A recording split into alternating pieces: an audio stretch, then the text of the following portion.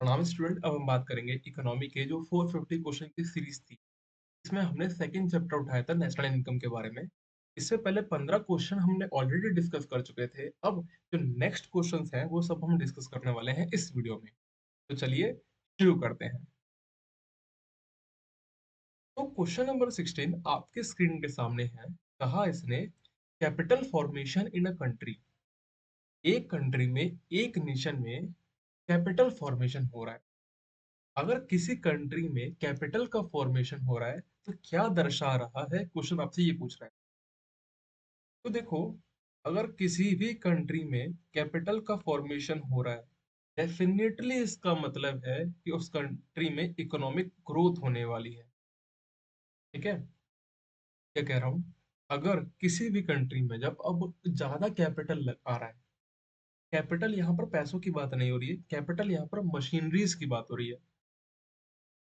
आप ये बताओ, अगर मैं बात करता हूँ फार्मिंग की, तो अगर ट्रैक्टर आएगा, ठीक है, ये सब मशीन आएगा, तो ये आने से ये बताओ फार्मिंग में प्रोडक्टिविटी बढ़ेगी कि नहीं बढ़ेगी?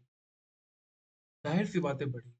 तो सीधी बात है, अगर कोई भी कंट्री में कैपिटल का फॉर्मेशन हो रहा है, इकोनॉमिक ग्रोथ लाजमी है बढ़ना।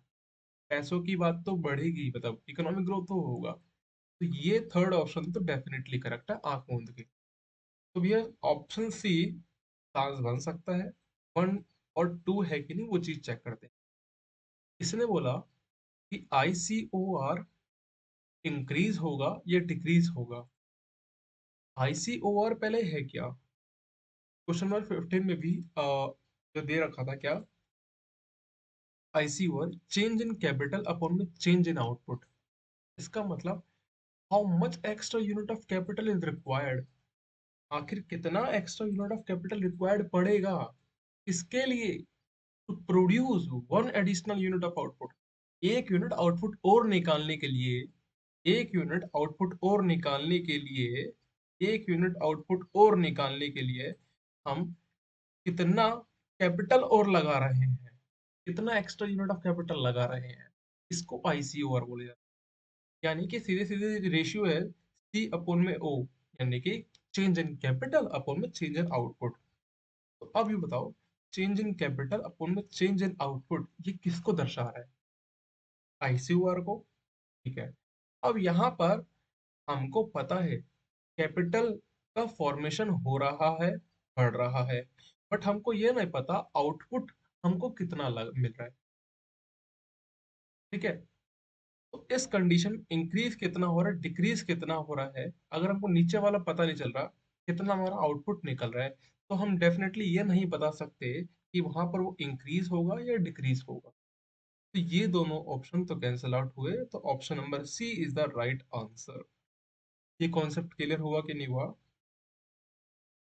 क्वेश्चन नंबर 17 कहा गया आपसे capital output ratio depend on. Capital output ratio, capital output ratio किसके ऊपर डिपेंड कर रहा है? क्वालिटी ऑफ लेबर, टेक्नोलॉजी और गवर्नेंस। जैसे कि आपसे मैं बात करता हूँ, अगर मान लेते हैं अगर आज जेसीबी मशीन है, अगर एक इकोनॉमी में कैपिटल है तो मशीनरीज है, अच्छी खासी मशीनरी है, और अगर वहां पर उस मशीनरी को चलाने के लिए स्किल्ड लेबर नहीं है, तो उसकी प्रोडक्टिविटी अच्छी नहीं बनेगी। क्यों? कि हम पहले क्या करेंगे, उस मशीन को चलाने के लिए लेबर को ट्रेंड करेंगे, क्वालिटी प्रोवाइड करेंगे, तब जाके वो मशीनरी चलेगी, वो मशीन कैपिटल फॉर्मेशन काम करेगा, तब जाके उनका आउटपुट मिलेगा। जैसे कि जेसीबी है, जेसीबी चलाने से पहले बंदे को ट्रेंड करना पड़ता है, और ट्रेंड करने के बाद ही तभी वो काम करेगा जेसीबी, उससे पहले नहीं करेगा। तो कहना इन द सेंस ये है, quality of labour definitely impact करेगा कैपिटल आउटपुट रेशियो को, क्योंकि इसके द्वारा ही हमारा जो कैपिटल फॉर्मेशन है, जो कैपिटल है, उससे हम आउटपुट निकाल सकते हैं। गवर्नेंस कैसी है उस पर डिपेंड करेगा, और टेक्नोलॉजी किस तरीके से है, एडवांस टेक्नोलॉजी है कि नहीं। ठीक है, अगर मान लेते हैं एक कंट्री में 1950s की ट्रेन है और एक कंट्री में बुलेट ट्रेन है, तो भैया तो कैपिटल दोनों तरफ है। ठीक है, अब टेक्नोलॉजी कैसी है उस पर भी तो डिपेंड करेगा, उनकी इकोनॉमी फास्ट चलेगी कंपेरेटिव टू जो इकोनॉमी 1950 की जो ट्रेन है वो काफी स्लो चलेगी। इंजन वाली गाड़ी ले रखी है उन्होंने, और एक ने ले रखी बुलेट ट्रेन। तो जाहिर सी बात है, जिनके पास बुलेट ट्रेन होगा ना, उनकी इकोनॉमी बहुत धड़ल्ले से चलेगी। ए पॉइंट से बी पॉइंट, क्यों? तो टाइम कम हो जा रहा है। जब टाइम कम होता है ना किसी भी इकोनॉमी में, एक जगह से दूसरी जगह जाने में टाइम कम होता है, उसकी इकोनॉमिक ग्रोथ अच्छी होती है, जैसे कि जापान है और इंडिया बेस्ट एग्जांपल है। तो यहाँ पर ऑप्शन नंबर ए तो गारंटेड ट्रू है। इसका मैंने आपको हर एक चीज का रीजन बता दिया, और गवर्नेंस पे डिपेंड कर रहा है। फिर आता है economic output increase with decrease in capital output ratio. इस वर्ड का मतलब क्या है? इकोनॉमिक आउटपुट इंक्रीज, इकोनॉमी में आउटपुट बढ़ रहा है, इंक्रीज बढ़ रहा है with decrease in the capital output ratio. Capital output ratio को घटने का मतलब क्या है? मान लेते हैं किसी एक कंट्री में दो मशीन्स है, मशीनरी है, और उस मशीनरी में 1000 चेयर, मतलब दो मशीन्स लगा रखी है और दो मशीन्स के द्वारा 1000 चेयर बन रही है। ठीक है। और एक कंट्री है जिसमें कि 4 मशीन्स लगाई है, और आउटपुट वो भी सिर्फ 1000 ही दे रहा है, 1000 चेयर ही बना रहा है। तो मैं आपसे पूछ रहा हूँ, किसका एफिशिएंसी अच्छा है? किस कंट्री की एफिशिएंसी अच्छी है? इसकी है, जाहिर सी बात है, यहाँ पर ग्रोथ अच्छी होगी, यहाँ पर इकोनॉमिक आउटपुट अच्छा आएगा। यहाँ पर इकोनॉमिक अच्छा आउटपुट अच्छा आएगा क्योंकि दो मशीन से ही वो 1000 यूनिट ऑफ आउटपुट निकाल रहे हैं। बट आप यहाँ पर देखोगे, यहाँ पर 4 यूनिट, मतलब 4 मशीनरी से 1000 आउटपुट निकाल रहे हैं। तो यहाँ पर इकोनॉमिक ग्रोथ कंपेरेटिव इसके स्लो रहेगी, तो यहाँ पर डाउन लिख दे रहा हूँ मैं। बट यहाँ पर आप एक चीज नोटिस करो, इन दोनों में से बड़ा कौन सा है? ये बड़ा है। डिनोमिनेटर दोनों के सेम है, जो न्यूमिनेटर वैल्यू जिसकी बड़ी होगी तो वैल्यू बड़ी होगी, तो ये वैल्यू बड़ी है। और यहाँ पर वैल्यू बड़ी होने का मतलब क्या है? कैपिटल आउटपुट रेशियो मैक्सिमम यहाँ पर, और यहाँ पर क्या है? मिनिमम। इकोनॉमिक ग्रोथ हमको कहाँ देखने के लिए मिली? जहाँ पर COR मिनिमम हुआ, ना डिक्रीज हुआ। यहाँ पर इकोनॉमिक आउटपुट कहाँ देखने के लिए मिल रहा है? जहाँ पर हमारा कैपिटल आउटपुट रेशियो कम होता है। ये बात ध्यान रखना कि प्रोडक्टिविटी और कैपिटल आउटपुट रेशियो में इनवर्स रिलेशन है। ठीक है। क्वेश्चन नंबर 18, तो इसका आंसर क्या होगा? ये भी सही है, ये भी सही है, तो option number C is the right answer. Question number 18, और a sustained high growth. Sustain high growth मतलब कि ईयर बाय ईयर, ईयर के ड्यूरेशन में वो इकोनॉमिक ग्रोथ करती जा रही है, कंटिन्यूस लेवल लेवल निकल रहे हैं, हर साल एक एक न एक लेवल निकल रहे हैं। तो for a sustained high growth, which of the following statement will be true? इनमें से कौन सा स्टेटमेंट करेक्ट रहेगा, आपको ये बताना है। तो देखो आप इस बात को, कि raising the investment by keeping the incremental capital output ratio minimum. Raising the investment, अगर इन्वेस्टमेंट बढ़ा, रेजिंग द इन्वेस्टमेंट, अगर ये बताओ, अगर इकोनॉमिक ग्रोथ कर रही है, हाई इकोनॉमिक ग्रोथ हो रहा है, इकोनॉमिक ग्रोथ हो रहा है, तो जाहिर सी बात है जो इन्वेस्टमेंट है, इन्वेस्टमेंट बढ़ रहा होगा तभी तो ये इकोनॉमिक ग्रोथ हो रहा है। तो ये चीज लाजमी है कि भैया इन्वेस्टमेंट तो बढ़ रहा होगा, घटने की बात होगी नहीं। अगर किसी भी इकोनॉमी में अगर ग्रोथ अच्छा मिल रहा है, मान लेते हैं कि यूएस को लगा कि अब इंडिया में ग्रोथ अच्छी हो रही है, तो वो वहां के इन्वेस्टर यहाँ पर आके इन्वेस्ट करेंगे। तो रेजिंग द इन्वेस्टमेंट, वहां पर इन्वेस्टमेंट बढ़ेगा by keeping the incremental capital output ratio minimum. अभी सीखा हमने कि भैया वहां पर कैपिटल आउटपुट रेशियो मिनिमम होगा। अब ये चीज बताने की आवश्यकता नहीं है क्यों मिनिमम होगा, कि जितना ये मिनिमम रहेगा उतनी अच्छी प्रोडक्टिविटी मिलेगी। हमने देखा था ना capital output ratio, 1 unit of output निकालने में कितना एक्स्ट्रा और कैपिटल लगाया। बात समझ में आई कि नहीं आई? तो option number A is the right answer. और बाकी क्यों नहीं सही है, इसका भी समझ लो। Raising the investment and incremental capital output ratio both, क्या कह रहा है? हाँ, रेजिंग द इन्वेस्टमेंट ठीक है, बट आपने जो दूसरा स्टेटमेंट बोला ना, उसमें खिचड़ी कर दी दिमाग की। एक इंक्रीमेंटल कैपिटल आउटपुट रेशियो, वो कैसे बढ़ जाएगा? वो तो घटेगा ना। अगर इन्वेस्टमेंट बढ़ रहा है, हाई इकोनॉमिक ग्रोथ हो रही है, ये कह रहा है इंक्रीमेंटल कैपिटल आउटपुट रेशियो वो भी बढ़ेगा। अरे इसका मतलब है अगर ये बढ़ रहा है ना, इसका मतलब वो जो कंपनी है या जो वो भी नेशन, वो अपने फुल एफिशिएंसी से काम नहीं कर पा रहा है। इसका मतलब ये है एफिशिएंसी पूरी नहीं दे पा रहा है। और तीसरा, increase capital increasing capital output ratio, C और बढ़ा। अरे भाई सी और बढ़ गया, ये तो पहले ही स्टेटमेंट ने आपको कट कर दिया कि इसको टर्मिनेट कर दो। और जब ये टर्मिनेट तो भैया ऑप्शन ए ही आपको दिख रहा है, ऑप्शन बी तो था ही नहीं कभी। क्वेश्चन नंबर 19 कहा गया आपसे, if the capacity utilisation in the economy is decreasing, capacity utilisation किसी एक इकोनॉमी में घट रहा है, then consider the following statement. मान लेते हैं किसी 100% एफिशिएंसी थी काम करवाने की, बट उससे हम 90% करवा रहे हैं, ये 70% या 80% करवा रहे हैं, टोटल फुल एफिशिएंसी से काम नहीं करवा रहे हैं। अगर उसकी कैपेसिटी यूटिलाइजेशन इकोनॉमी की घट रही है, ठीक है, then which of the following, then consider the following statement. कौन सा स्टेटमेंट सही रहेगा? भैया देखो, capital to output ratio will decrease. ये बताओ, capital to output ratio decrease होगा कि बढ़ेगा? कैपिटल टू आउटपुट रेशियो, ये वैल्यू जब जब ये वैल्यू घटी है ना, इसका मतलब प्रोडक्टिविटी हाई रही है। प्रोडक्टिविटी हाई रही है यानी इकोनॉमी में ग्रोथ अच्छी खासी हुई है। इकोनॉमी में ग्रोथ अच्छी खासी हो रही है, इसका मतलब डिमांड बढ़ रहा था, डिमांड की सप्लाई बढ़ रही थी, और डिमांड की सप्लाई बढ़ रही थी, तो यहाँ पर तो खुद बोल रहा है डिमांड की सप्लाई बढ़ रही है, तो यानी कि वो भी जो भी मशीनरी उसको अच्छे से यूटिलाइज कर रहे होंगे, तो यानी कि एफिशिएंसी अपने 100% स्तर पर चली जाएगी। तो यहाँ पर कैपिटल यूटिलाइजेशन जो है वो बढ़ रही होगी। क्या कहा गया? कैपिटल आउटपुट रेशियो अगर इकोनॉमी घट रही है, तो मतलब प्रोडक्टिविटी जो है, प्रोडक्टिविटी कैपिटल आउटपुट रेशियो बोल रहा हूँ, अगर घट गया हमको पता है कि इसका मतलब क्या, अच्छी बात है।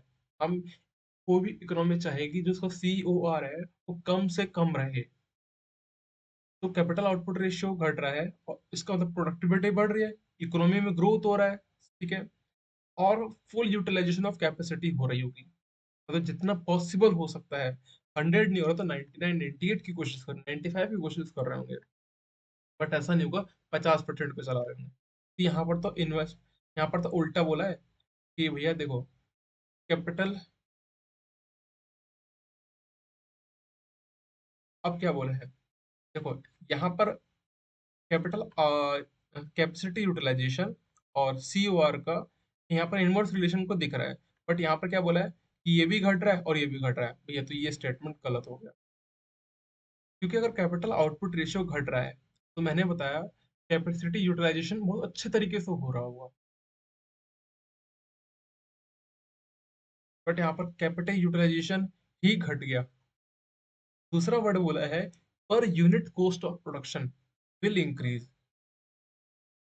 ये बात आप सोच समझ के बताओ। देखो पहला तो भाई ये कैंसिल आउट हो गया, ऑप्शन नंबर वन तो कैंसिल आउट हो गया है। अब बचा बी है कि डी है। अगर आप तुक्का लगाना भी चाहोगे, प्रोबेबली आप बी पे लगाना, शायद सही चला जाए। देखो, पर unit cost of production will increase. Per unit of cost of production का मतलब क्या है? पहले हमने जिस यूनिट यानी कि जिस आउटपुट को निकालने के लिए जो कॉस्ट लग रही थी, अब उसी यूनिट आउटपुट को निकालने के लिए अब ज्यादा कॉस्ट लग रही है, यानी कि एफिशिएंसी अपने अच्छे स्तर पे नहीं काम कर रही है। आंसर साथ में है क्या? यानी कि पर unit cost of production will increase, per unit of cost of production increase होगा डेफिनेटली। क्योंकि भैया अब मान लेते हैं ये चेयर थी बनाने का,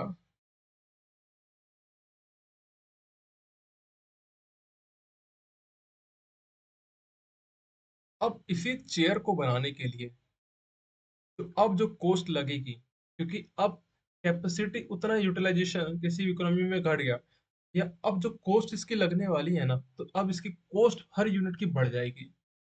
कि पहले मशीनरी में 1000 आ रहे थे, सुनना, पहले उस 100 अगर 100% यूटिलाइजेशन करते तो हम मान लो 100 चेयर बना लेते हैं।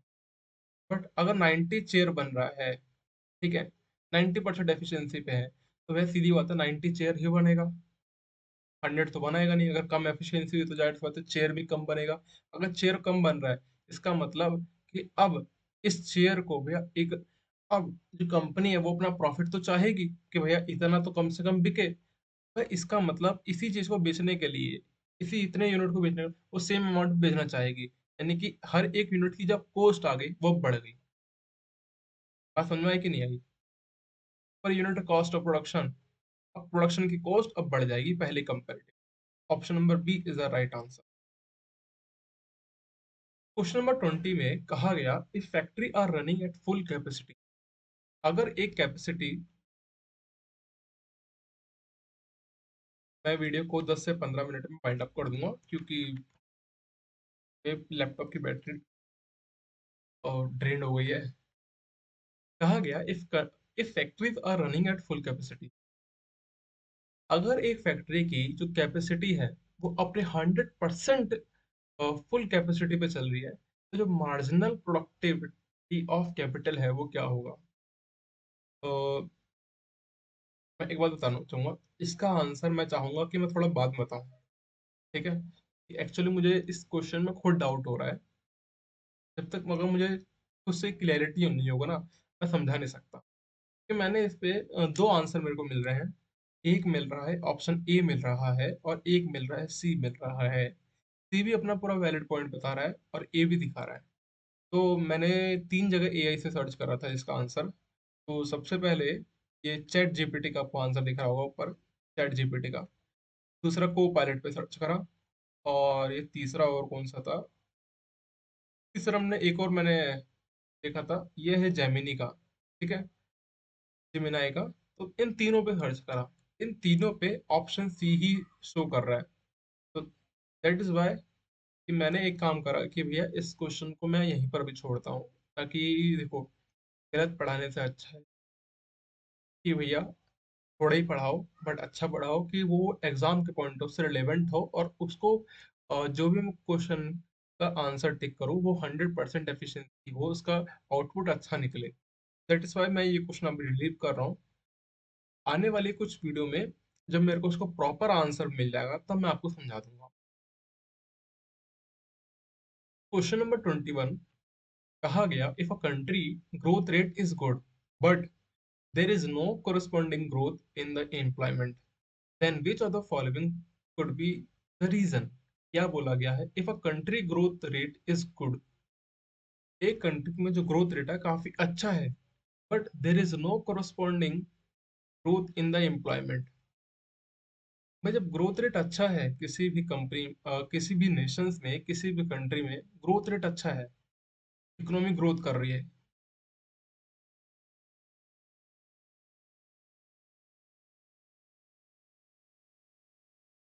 But no corresponding growth in the employment, but employment में ग्रोथ नहीं हो रहा है, ठीक है, एम्प्लॉयमेंट में ग्रोथ नहीं हो रहा है। आप बताओ कौन सा स्टेटमेंट सही है? पहले एक बात मानो, एक नेशन है, ये जो नेशन है, कंट्री है, इस नेशन में 100% काम करवाने की क्षमता थी, ठीक है, 100% काम करवाने की क्षमता थी। मार्केट में डिमांड उस, अब ये 100% कब काम करवाता है? जब डिमांड हाई हो, तभी यूटिलाइजेशन अच्छी होती है, समझना, तभी इसका कैपिटल यूटिलाइजेशन बहुत अच्छे तरीके से होता है, जो भी कैपिटल है उसे अच्छे से यूटिलाइज करते हैं। मानो कि दो मशीन थी और दो मशीन से 1000 चेयर निकल रही थी, ठीक है, अब उसी दो मशीन से 800 चेयर निकल रही है। इसका मतलब ये हो जाता है कि अगर 100% पे काम ना करे तो अब वो जो नेशन है, डिमांड उस तरह इकोनॉमी में नहीं है, डिमांड स्लो डाउन है ये कह सकता हूँ, या नीचे है, कंपेरेटिव कम है, 100% तो नहीं है। अब इस नेशन में जो काम हो रहा है वो 80% एफिशिएंसी पे चल रहा है। 100% की एफिशिएंसी थी कब, जब डिमांड काफी हाई था। आपने एक चीज देखा होगा कि दिवाली के टाइम पे, ठीक है, और कुछ ऐसे मिठाई की दुकान में या मशीनरी में जो भी है, लेबर उतने ही है। जो मशीन्स है ना, मिठाई बनाने के लिए जो भी मशीन्स लगते हैं, या किसी भी कोई और प्रोडक्टिविटी की बात करूं कि अ, बर्तन हो गए या कुछ भी हो गया बर्तन, ठीक है, तो मशीन्स को पूरा अच्छे तरीके से इस्तेमाल करा जा रहा है। जैसे कई, क्योंकि एम्प्लॉय को सैलरी तो देनी पड़ेगी, जितने भी एम्प्लॉय उनको सैलरी देनी पड़ेगी, तो उससे काम तो उतना ही। बट जो मशीनरी है, मशीन का इस्तेमाल अच्छे से नहीं हो पा रहा, लेबर को उतने अच्छे से काम नहीं हो पा रहा है, यानी कि 100% एफिशिएंसी थी। 100% एफिशिएंसी ना काम करवा के, क्यों नहीं काम करवा रहा है? क्योंकि डिमांड उतनी नहीं है, तो प्रोडक्टिविटी उतनी नहीं आएगी ना। डिमांड ज्यादा है, यानी कि हमको प्रोडक्टिविटी ज्यादा करनी है, ठीक है, प्रोडक्टिविटी ज्यादा करनी है। बट प्रोडक्टिविटी कब होती है? जब डिमांड हाई होता है। अब 80% आप एफिशिएंसी पे काम करवा रहे हैं और डिमांड मॉडरेट है या कम है कंपेरेटिव 100% के, तो इसका मतलब इकोनॉमी में अब कह रहा है, और एम्प्लॉयमेंट जनरेट नहीं हो रहा है, एम्प्लॉयमेंट जनरेट नहीं हो रहा है, एम्प्लॉयमेंट घट रहा है। इसका मतलब क्या है? द ग्रोथ इज कमिंग, अब जो ग्रोथ इस आ रही है, is coming from the better utilization of capacity and the not because of the increase in the investment. अब जो ग्रोथ आएगी वो कंपेरेटिव, मैं इसको एक बार और समझा दे रहा हूँ, थोड़ा लेंथी समझा दिया। क्या कहा गया? If a country growth rate is good, एक कंट्री में ग्रोथ रेट काफी अच्छी है, ग्रोथ रेट अच्छी है, तो ग्रोथ रेट अच्छी होने के बावजूद भी इकोनॉमी में एम्प्लॉयमेंट उस तरह नहीं जनरेट हो रहा है, उस तरह का एम्प्लॉयमेंट जनरेट नहीं है, ग्रोथ रेट काफी अच्छी है। तो जाहिर सी बात है, अगर पहले 100% एफिशिएंसी थी काम करवाने की, ठीक है, उसी एम्प्लॉय में, तो बट हमने क्या कर रहा था कि भैया 80% पे चला रहे थे उतने ही एम्प्लॉय में। अब क्या करेंगे कि वे 100% एफिशिएंसी पे लेके आ जाएंगे, और जो ग्रोथ, जो एम्प्लॉयमेंट है वो स्टिल उतना ही रहेगा। कॉम्प्लिकेटेड तो नहीं हो गया? मतलब यहाँ पर 100 वर्कर काम कर रहे थे भाई, तो यहाँ पर भी 100 वर्कर ही काम कर रहे थे, ठीक है, दोनों जगह 100 वर्कर काम कर रहे थे। मार्केट में कहा गया आपसे कि भैया, कि पहले जो कंपनी में ग्रोथ दिखा रहा है, आप कह रहे हैं कंपनी में पूरी इकोनॉमी में ग्रोथ दिखा रहा है, इकोनॉमी में ग्रोथ दिखा रहा है, बट एम्प्लॉयमेंट नहीं बढ़ रहा है। इसका मतलब है कि भैया यूटिलाइजेशन बहुत अच्छे तरीके से हो रहा होगा, क्योंकि उतने ही वर्कर में 100% यूटिलाइजेशन हो रहा है, यानी कि यहाँ पर the growth is coming from better utilization of existing capacity and not because of increasing the investment. और दूसरी चीज, अब ये बताओ, जब जब मार्केट में इन्वेस्टमेंट बढ़ा है, जब जब मार्केट में इन्वेस्टमेंट बढ़ा है ना, तब तब ग्रोथ मिलती है, तब तक एम्प्लॉयमेंट जनरेट होता है, एम्प्लॉयमेंट जनरेट होती है। मार्केट में जब जब इन्वेस्टमेंट आया है, तब तक हमको एम्प्लॉयमेंट जनरेशन मिला है। तो ये जो ऑप्शन है वो 101% करेक्ट है। थोड़ा सा लेंदी हो गया इसका सॉल्यूशन समझाने के लिए था, बट ये चीज आप खुद रिलाई कर सकते हो, मार्केट में इन्वेस्टमेंट के बढ़ने पर, ठीक है, ग्रोथ अच्छी मिलती है। बट हमने देखा कि यहाँ पर तो एम्प्लॉयमेंट घट रहा है, ठीक है, now corresponding growth in the employment, तो जाहिर सी बात है, एम्प्लॉयमेंट अगर घट रहा है तो जो इन्वेस्टमेंट है वो भी घट रहा होगा, इन्वेस्टमेंट नहीं बढ़ रहा होगा, तो यहाँ पर ये लिखा है not because of increase in invest. चलो फिर अगला करते हैं, ये क्वेश्चन बहुत बड़ा हो गया, आई होप समझ में आया होगा। नहीं आया तो एक काम करना, कमेंट कर देना, कोई दिक्कत नहीं। अगले सेशन में जो भी होगा ना, इस क्वेश्चन को रिगार्डिंग मैं अगली बार और समझा दूंगा, कम में समझाऊंगा पक्का। बट आप इतना समझ लेना, इन्वेस्टमेंट बढ़ता है किसी भी इकोनॉमी में, तो एम्प्लॉयमेंट भी बढ़ता है, डायरेक्टली रिलेशन होता है। तो इसमें कहा कि भैया एम्प्लॉयमेंट नहीं बढ़ रहा, अगर एम्प्लॉयमेंट नहीं बढ़ रहा है, जाहिर सी बात है इन्वेस्टमेंट भी नहीं बढ़ रहा होगा। यही तो लिखा है कि no corresponding growth in the employment, तो not because of increase in investment, ये दोनों आपस में इन्वेस्टमेंट को रिलेट कर रहा है। एक और दो क्वेश्चन और देखते हैं आज। और economic growth in a country will have to occur।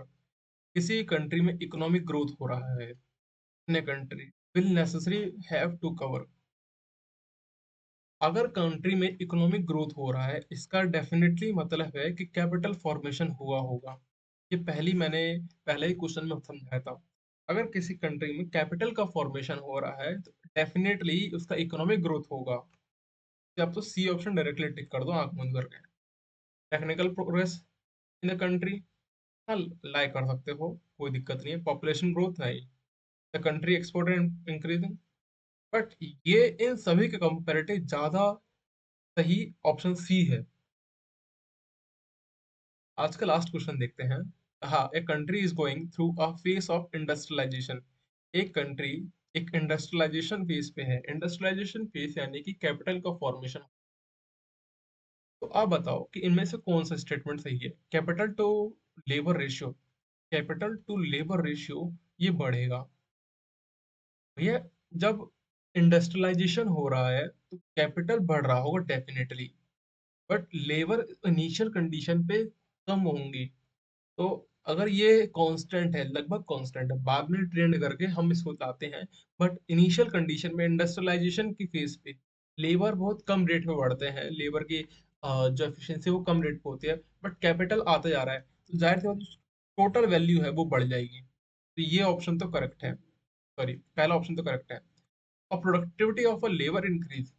अगर मानो कि 100 मशीन को चालू करने के लिए 50 लेबर है, तो यानी कि हर एक जो लेबर है ना, ये मशीन है, यानी कि 2 मशीन्स पे एक लेबर लग रहा है। इसका मतलब प्रोडक्टिविटी भी हाई है लेबरों की। ये करेक्ट है। Total factor productivity increase.